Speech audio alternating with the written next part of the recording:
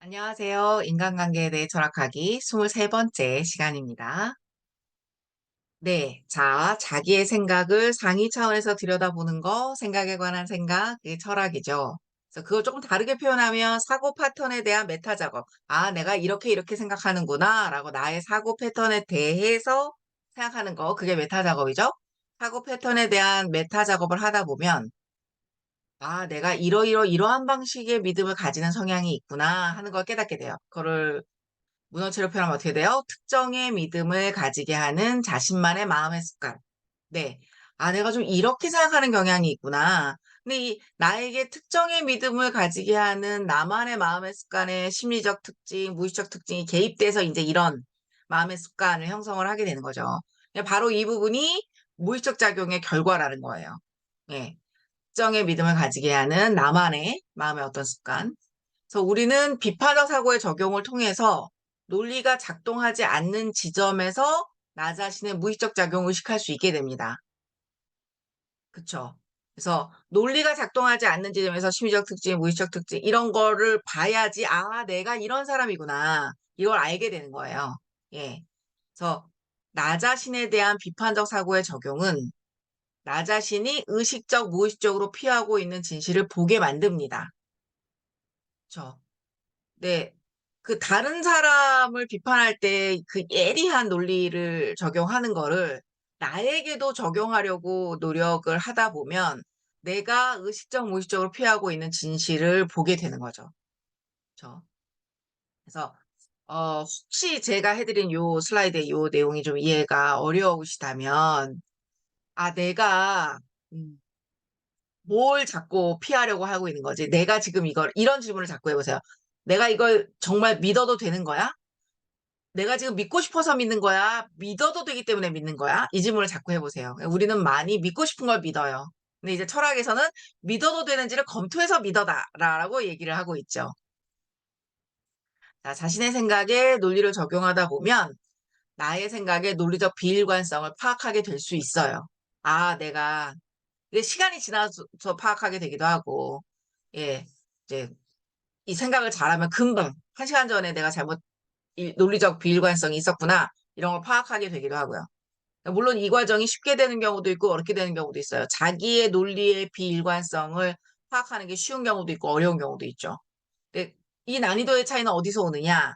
내가 고착되어 있는 비일관적인 생각이 나를 지탱하는데 얼마나 필요한 믿음인가와 연관되어 있어요. 네.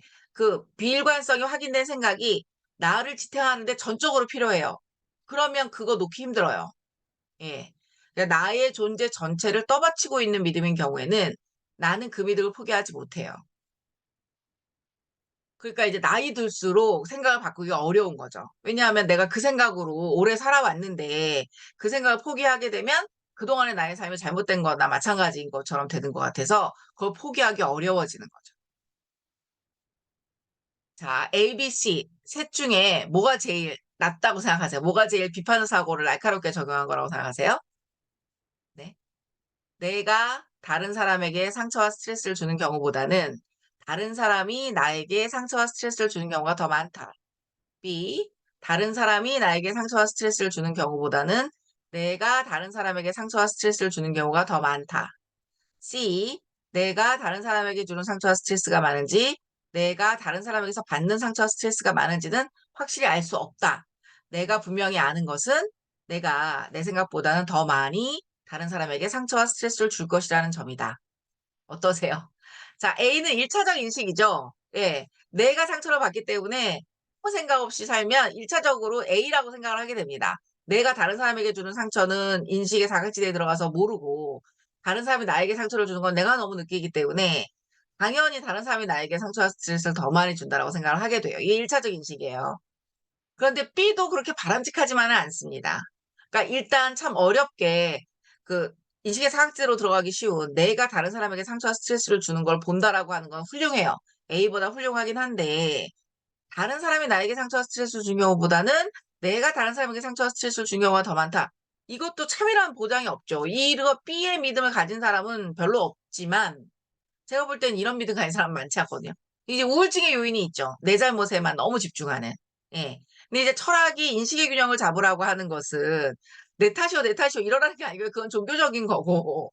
인식의 균형은 내 잘못은 내 잘못대로, 상대방의 잘못은 상대방의 잘못대로, 그리고 이제 잘못에 대해 원망한다고 해서 문제가 해결되는 것이 아니니까 이 잘못들을 어떻게 처리할 것이냐.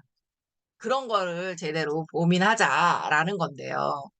그러니까 A나 B보다는 C가 훨씬 더 비판적 인식이라는 건 느껴지세요? 잘 따져 물어서 한 인식, 비판적 인식이라는 거 느껴지세요? 네. 내가 다른 사람에게 주는 상처와 스트레스가 많은지, 내가 다른 사람에게서 받는 상처와 스트레스가 많은지는 확실히 알 수 없다. 내가 분명히 아는 것은 내가 내 생각보다는 더 많이 다른 사람에게 상처와 스트레스를 줄 것이라는 점이다. 내가 다른 사람에게 상처 주는 거는 인생의 사각지대로 들어갈 수밖에 없다라는 거를 인정하는 거잖아요. 그러니까 이게 굉장히 따져서 한 인식, 체계적으로 따져서 한 인식, 비판적 인식이라는 거죠. 네, 그래서 철학을 안 하면 논리 비판적 사고를 자기 자신에게 적용하지 않으면 자기 기만을 하면서 자기 합리화에 심하게 빠질 수 있습니다. 예, 자기 기만. 자기가 자기를 속이는 거예요. 그러고도 몰라요. 예, 자기는 정당하다고 생각을 하죠. 네, 이건 이제 무비판적 사고로 살아가면 이렇게 되기 쉽고요. 비판적 사고로 살면 이제 밑에 자신이 원하지 않는 결론이라도 근거가 타당하면 수용하면서 나의 우물을 넓히게 되는 거죠. 우물을 넓히면 뭐가 좋아요? 이해 안 되는 게 많이 줄어들어요. 세상에 이해 안 되는 게 많이 줄어들어서 스트레스를 좀 덜 받을 수 있어요. 예. 그리고 이해를 많이 할수록 현실을 내가 원하는 방향으로 끌어가는 방안에 대한 생각도 더 잘하게 됩니다. 예. 자기 기만 자기 합리화에 빠져서 남들을 원망하면 남들하고 소통 안 되고요. 이렇게 자기 기만 자기 합리화에 빠져서 현실을 보면 현실을 있는 그대로 보지 못하기 때문에 현실을 자기가 원하는 방향으로 바꿔나가는 좋은 아이디어도 못 떠올립니다. 그렇지만 자신이 원하지 않는 결론이라도 근거가 타당하면 수용하면서 자기의 의무를 넓히면 이 현실에서 이 현실을 어떻게 내가 원하는 방향으로 바꿔날 것인가를 유의미하게 고민할 수 있게 되고 성과 있는 결과를 가져올 수 있게 된다라는 거예요. 자, 비판 사고가 어려운 이유는 왜예요? 자신이 이미 내린 결정이 적합한 결정이 아니었음이 드러나도 자신이 근거에 찬 거짓을 잘못 파악해서 잘못된 결론에 도달했음이 드러나도 이거 잘못된 결론이었다는 걸 인정하는 거 어려워요. 이 자존심 때문에. 예.